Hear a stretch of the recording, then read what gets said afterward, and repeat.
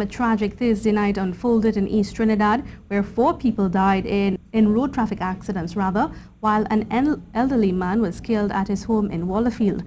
But most of the country is currently reacting to the news that a mother and her 2 young children were killed in an accident after a man broke a red light. Peter Christopher has more. This moment of reckless driving cost a mother and her 2 children their lives on Thursday night. Carla Collins and her 2 children, Kamani and Amari, aged 2 and 8 months respectively, were killed after this B14 motor vehicle speeding up the priority bus route broke the red light at the Mausaka intersection. Collins and her kids were passengers in this car crossing the Mausaka intersection with the belief that with the light on green, they were in the clear to go. They were not, as the Nissan caught the back end of their vehicle, causing them to spin out of control violently, so much so that the mother and the 2 kids were pitched from the vehicle. Collins of Kali Street, Arima, died at the scene, while the kids were pronounced dead at hospital.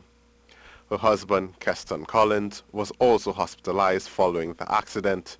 The driver of the Nissan, C News understands, was reportedly intoxicated while behind the wheel.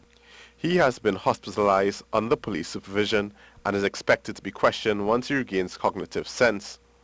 As news of the incident spread on social media, responses ranged from sadness to anger over the incident.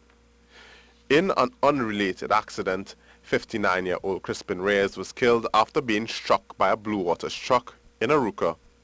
Reports are at around 6:30 p.m. on Thursday, Crispin was attempting to cross the Eastern Main Road near Wharton Road when he was hit by the vehicle. The truck did not stop. Reyes was said to be homeless.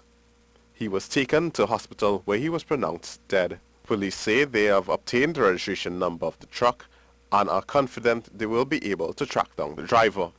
These incidents raised the number of fatal road accident victims to 9 for the year, half the figure it stood at for this point in 2016, which was 18.